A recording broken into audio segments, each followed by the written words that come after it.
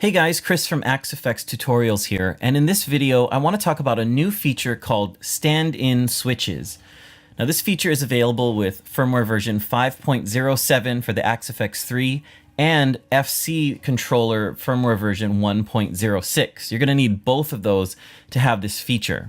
As we all know, the FC controllers have 6 or 12 built-in switches that are sort of smart switches. They can be assigned to many different things depending on what layout you're in. You have 8 or 9 different layouts, and each layout you can have the switches perform different functions. So I happen to be in layout 5, which is the default layout for the looper. And real quick, throughout this demo, I'm going to be turning my light up and down so we can see the colors of the lights here a little better. So I'm going to turn it down for now, but you can see we have record, play once, reverse, erase, half speed. If I change layouts, go to scenes, and I have scene 1, 2, 3, and so on. Anyway, that's how the FCs work. We all know that. The switches are smart and can be assigned to different things. Now, also connected to my FC6, I have a Boss FS5U. It's a very common basic switch, and I have it plugged in with a standard 1/4 inch cable. I have that plugged into switch jack 1 on the FC6. Now before this update, you could attach up to 4 external switches the same way as you can now, but your options were a little limited as to what those switches could actually do. You could go to the AxeFX setup and MIDI menu, and then you could do bypass engage for a specific block per switch. You could kind of change channels, you could do some modifier things. It wasn't very full featured, but now with this update, an external switch can do anything that a built-in switch can do. When you set an external switch to be a stand-in switch, basically the external switch will mimic the function of any switch on any layout that you assign. So that means it can do a tap function and a hold function with this external switch, the same exact way that a built-in switch could do. So that's really, really cool. Basically, you can have up to 4 external switches that can do anything the built-in switches can do. Super powerful. So let me demonstrate that. Right now we're in the looper layout and I have record, play once, and so on. We're gonna set up our external switch as a stand-in switch for the play button here. So we're gonna have our external switch mimic our play button, and that's what a stand-in switch does. So this is layout 5, switch 2.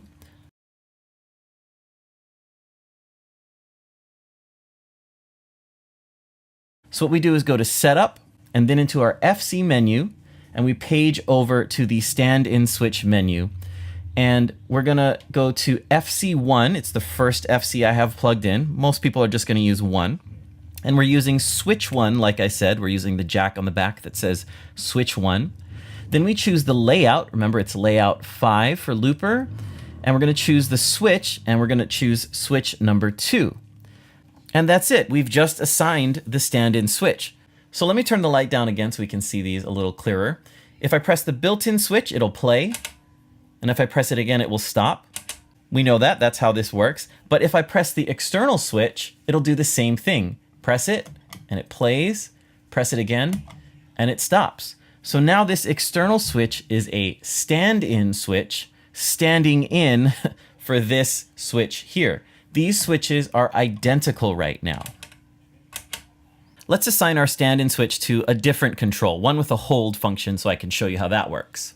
Now on layout 8 for the FC6, there happens to be a tap tempo and tuner switch set up. So this would be layout 8, switch 6. So let's just go there on the FC as well. And here we go. We have our tap tempo switch. Let me go back into the AxeFX menu for the FC stand-in switch menu, and we're going to change it from layout 5. Remember, we have to go to layout 8 and switch 6.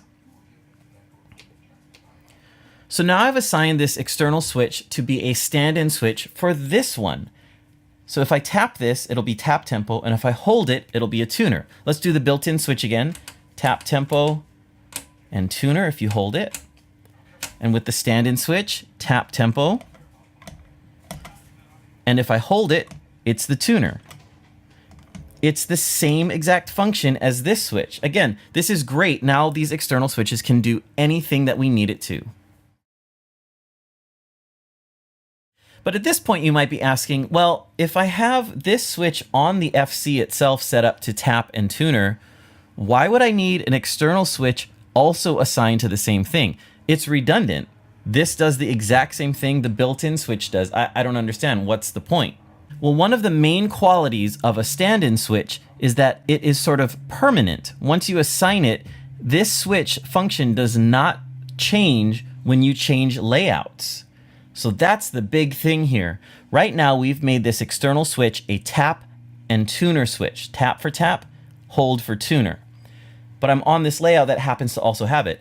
If I switch from this layout back to my looper layout, the external stand-in switch is still assigned to the tap for tap, hold for tuner function. It's still assigned to layout 8, switch 6. That's the big thing about stand-in switches. When you change layouts on the FC to get different functions on the built-in switches, the external stand-in switch does not change. This is still a tap and tuner button. So here I am on my looper, and I'm recording and I'm playing all I want, once, play, whatever, but oh, I need to tune. Instead of having to go to my other layout, I just hold this external switch and boom, I have my tuner.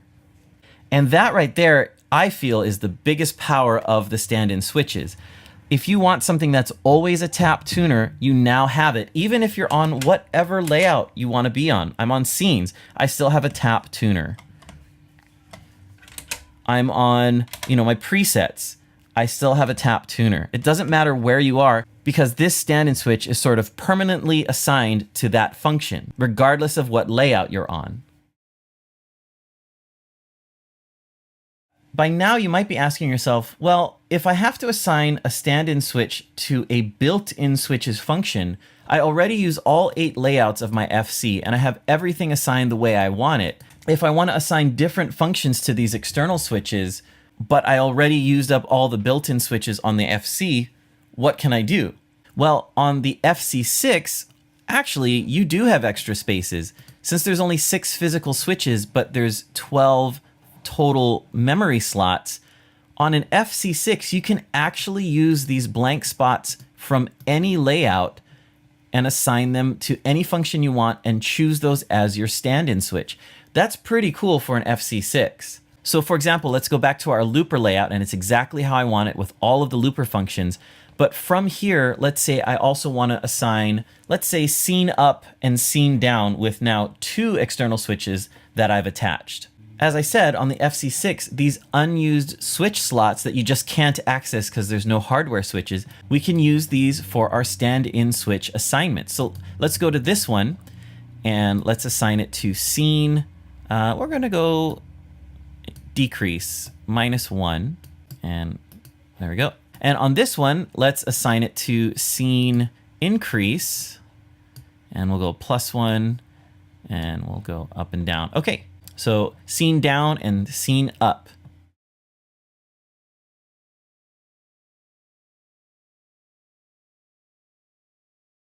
Now, one quick tip, on the FC6, the switches are numbered as followed: 1, 2, 3, 4, 5, 6. I'll show you that on the hardware. 1, 2, 3, 4, 5, 6. Those are the switch numbers. Now for these extra switches over here, this is actually switch 7, 8, 9, 10, 11, 12. So once again, 1, 2, 3, 4, 5, 6. And now this one is 7, 8, 9, 10, 11, 12. A little confusing. It makes sense if you think about it, since this is the group of 6. This would be the second group of 6, starting with number 7. Anyway, so this is switch 7 and switch 8. So let's assign those functions to our stand-in switches. Again, set up FC controllers and go to our stand-in switch menu. Now remember, we went to layout 5, and I happen to be using FC switch 1 and 2. I'll explain a little bit more about that later. We want layout 5, switch 7 to be my scene decrease, and we're going to go to layout 5 here for switch 2, and we want switch 8. Again, this is the FC6. There's no real switch 7 and 8. It's physically not there, but we can use these slots for our stand-in switches. To demo this on the controller itself, we're going to be in layout 2, which is our scene layout. And I'm just doing this so I can show you that it's actually working. Again, I'm going to turn down the light a little bit so we can see the color of the lights a little better. And this is my scene decrease button, and this is my scene increase button. So I'm going to press it. Increase. And you can see now we're on scene 2, scene 3, scene 4, scene 5, scene 6. I'm going to press the decrease button. 5, 4, 3, 2, 1. Now, of course, we can use both sets of switches. I'm going to press scene 5 on the built-in switch, and now I'm going to press scene down on the external switch, scene 2 on the built-in switch, scene increase on the external switch, and of course, it works as expected. And remember, this seems redundant with this layout because I have a scene up and down, and I have my scene 1 through 6 switches right here. Of course, I wouldn't use both of these together. I could go to my looper layout like before, and now I have all my looper controls: record, play once, reverse, erase, half speed. But while I'm playing, now I can go up and down my scenes. 5, 4, 3, 2, 1. With these external switches, while I loop all that I want: record, play, change scenes to scene 4, do a solo or overdub or something like that, play, go back to my rhythm scene, you know, whatever it is. I have external switches set to scene up and down, and I have my FC set to my looper layout just for my looper switches.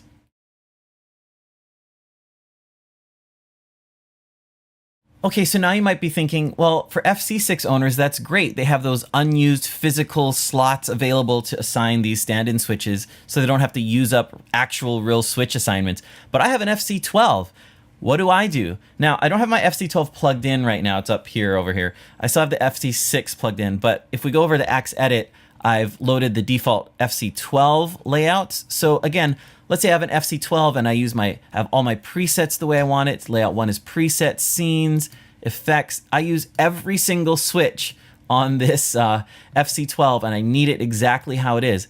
What about me? Where do I get to put some stand-in switches? Well, the master layout menu is actually an editable layout. But if we click layout 9, our master layout menu, well, in Axe Edit, of course, we get this friendly pop-up, which is basically explaining what I'm saying. It's sort of a master menu, and you don't want to mess with this if you don't know what you're doing, but we do know what we're doing. And what we're doing is using these 4 unassigned slots by default, and we're going to use those for our stand-in switch assignments. The FC6 and the FC12 happen to have 4 unused switch assignments, and we can use those for the 4 maximum external switches that we can plug in and use as stand-in switches. That's great. Here's layout 9, switch 7, 8, 9, 10, 11, and 12. Remember, this is an FC12 we're talking about right now. So let's assign switch 9 to our scene decrease, and let's assign switch 10 to our scene increase. We're just going to copy that, paste it over here, and change it from -1 to +1. That's a quick way to do that. And there we have it. We've assigned our stand-in functions on these unused switches in the master layout menu. And that's always accessible, and it's always there. Now, we don't ever have to press these, because a lot of times for the master layout menu, we're just changing layouts visually on our FC controller. So even if you do use every single switch on your FC12 or FC6, every single switch in all 8 regular layouts, on the master layout menu, you have access to 4 unused by default places for your 4 external stand-in switches. Super cool. And of course, going to our AxeFX front panel, home screen, setup, FC controllers, and we go to our stand-in switch menu. All we need to do is go to layout 9, which is our master layout menu. And remember, we're using switch 9 and switch 10. It's just what we happened to choose. And there, we're all assigned. Let's check it out. Once again, turning down the light just so we can see the FC lights a little more clearly. We have scene decrease, scene 1, scene increase, scene 2, 3, 4, back down to 1, 2, 3, 4. It's so cool that we have a place to put these stand-in switch assignments without using up any of the built-in switches. If we happen to use every single built-in switch on every layout, you're still set. And remember, the stand-in switch function now lets us use an external switch for any of the functions that can be assigned to a built-in switch. So just let your imagination go wild. What do you always need access to? Remember, stand-in switches don't change function when you change layouts. These switches here will sort of be a permanent whatever switch with both a tap and a hold function whenever you need it. So remember before we did tap and tuner on one of the switches, maybe you always need access to scene up and scene down.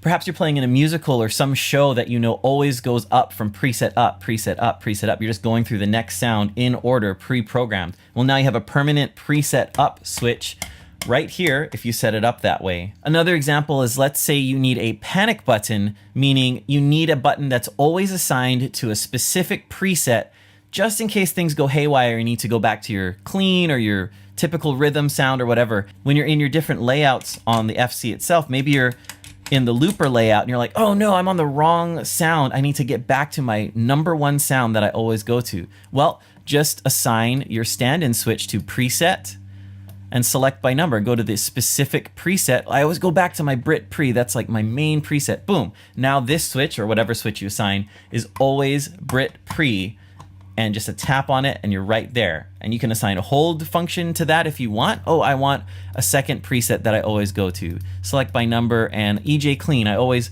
want that as a hold function. You can do that. You can do anything you want.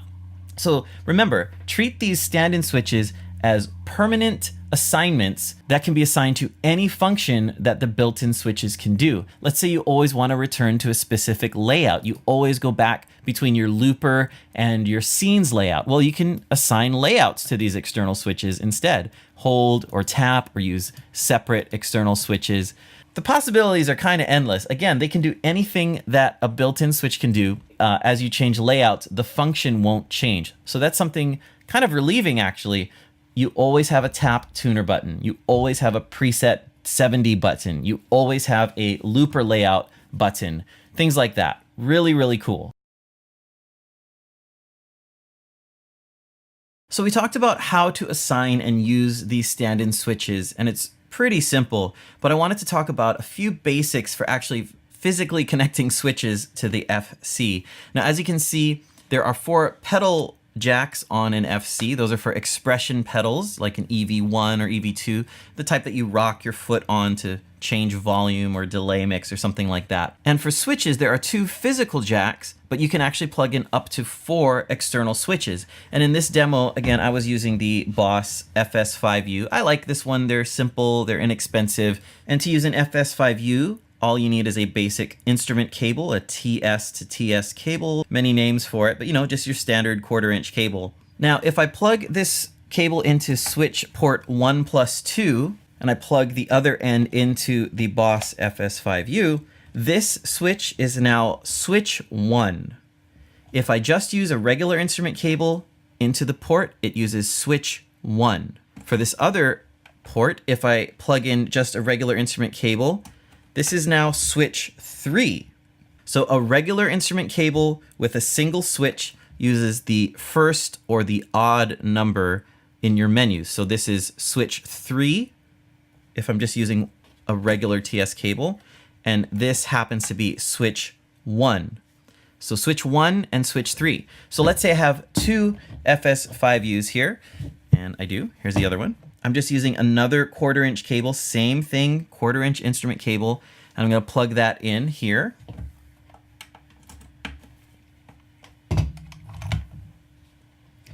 So I have 2 FS5Us plugged in with regular 1/4" cables to both switch ports. This one is switch 1, and this one is switch number 3. So switch number 1 and switch number 3. If you use regular 1/4" cables and you use 1 cable per external switch. So now you might be asking, well, it says 1+2 and it says 3+4. How do I get access to switches 2 and 4? And I'll show you.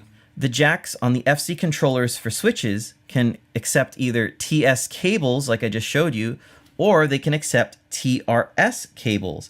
And this is how you're going to get access to switch 2 and 4. Now, I happen to have here a Y cable that is a male TRS end to TS female ends. And we can use this to get access to switch 1 and 2. So I'm going to plug the TRS side into the FC right there. I have these 2 female ends here. And what do you think we plug in? We plug in our 1/4" cables from before. And I like these FS5Us because you can sort of slot them into each other. Ooh, that's a fun sound. And they're connected. So now with this TRS adapter going to 2 TS cables, I can use both of my switches for switch 1 and 2. And as you can see, I have 2 switches plugged into 1 pedal jack on the FC, and I still have another one available. And I can use that one for 2 more switches. So let's do that. I happen to have here, I think Mission doesn't make this anymore, but it's a Mission Engineering TT Pro. Basically, it's 2 momentary switches with an expression knob built in. It's a little dirty. I've had it for a while. Did a video on this a while ago. But what's cool about this one is, just like the Boss switches you saw earlier, each switch has its own connector for a TS cable, a regular TS cable. But it also has this combination jack that accepts a TRS cable. So I can use a full TRS to TRS cable to plug in to this port, which will activate both switches over 1 cable. And that 1 TRS cable goes into switch 3 and 4. So here is a full TRS to TRS cable. You can see it's a TRS end on both sides of the cable. We're going to plug in one end to the FC there. We're going to plug the other end to this combination jack, the switch jack that happens to use both switches over a single TRS cable. Boom, that's plugged in. And now I have switches 3 and 4 over 1 cable on this. So I know this camera shot is a little tight here. Sorry, I don't want to move things around too much, but I have 2 switches here, 2 switches here. I have 4 total switches with my FC6. And as some people on the forum have said, now I have an FC10. And if I assign the stand-in switches like I showed you to these 4 external switches, I have a lot of power on this very, very small footprint of an FC6 with whatever external switches you happen to have. So for a quick review, if you have just regular instrument cables and a regular switch, you can plug in up to 2 regular switches with regular instrument cables, and you'll be accessing switch 1 and switch 3. If you have a TRS-Y adapter like this, or you have a pedal that can use a single TRS cable for 2 switches on the unit itself, then you have access to 4 total switches, switch 1, 2, and switch 3, 4, when you use a TRS connection. Okay, that's it for stand-in switches. Have fun. Now you have some permanent switches for tap tuner or whatever you need, and you can change layouts all you want, and you still have access to those functions on the external stand-in switches.